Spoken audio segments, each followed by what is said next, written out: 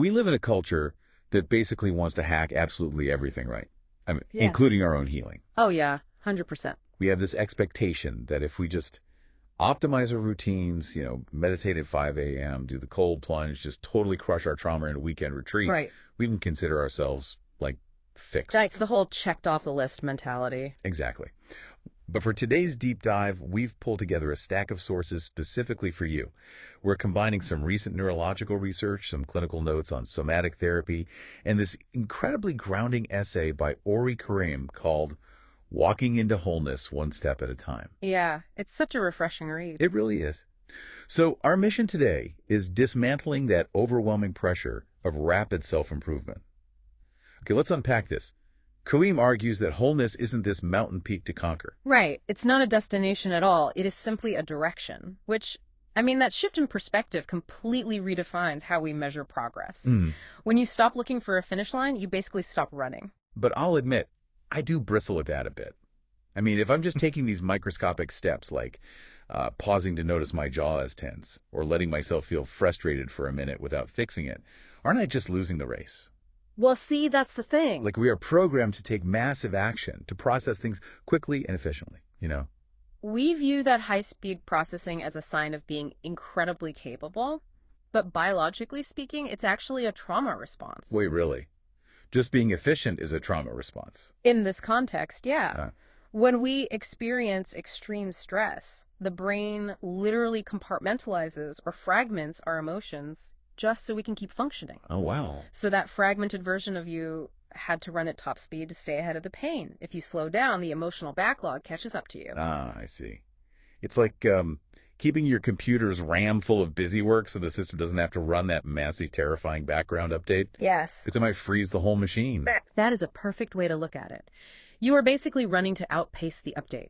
Wholeness, by contrast, demands a much slower rhythm. Step, breath, step.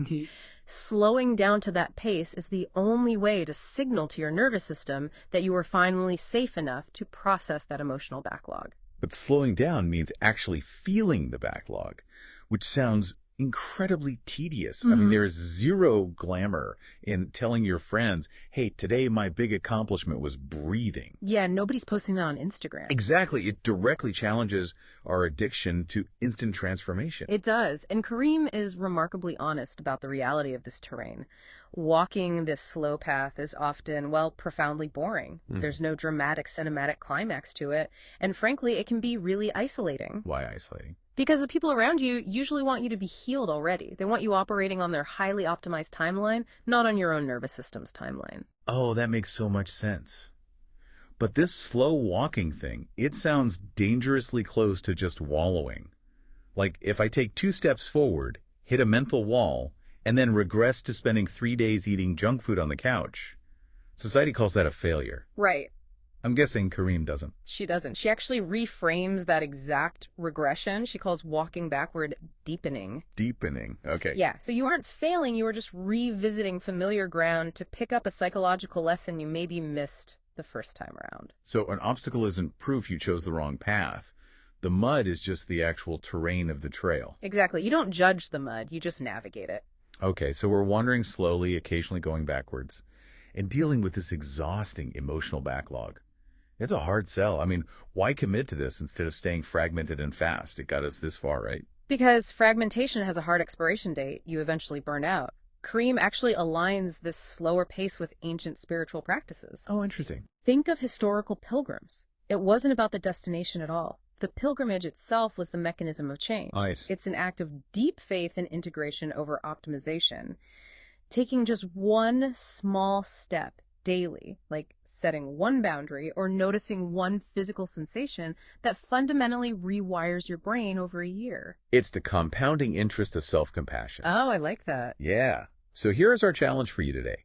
Pick just one microscopic step, not a life-changing resolution. Right, keep it small. Maybe it's resting for 10 minutes entirely guilt-free, or just saying no to a favor that drains you.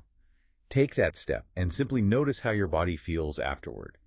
Don't evaluate it. Just feel it. And as you think about stepping off that exhausting treadmill of instant self-improvement, consider this. Yeah. If you do manage to slow down and find your stillness, your new pace is going to act as a mirror to the people around you. Oh, wow. Yeah. How will you protect your own peace when your quiet vulnerability inevitably triggers others who are still desperately running from their own pain?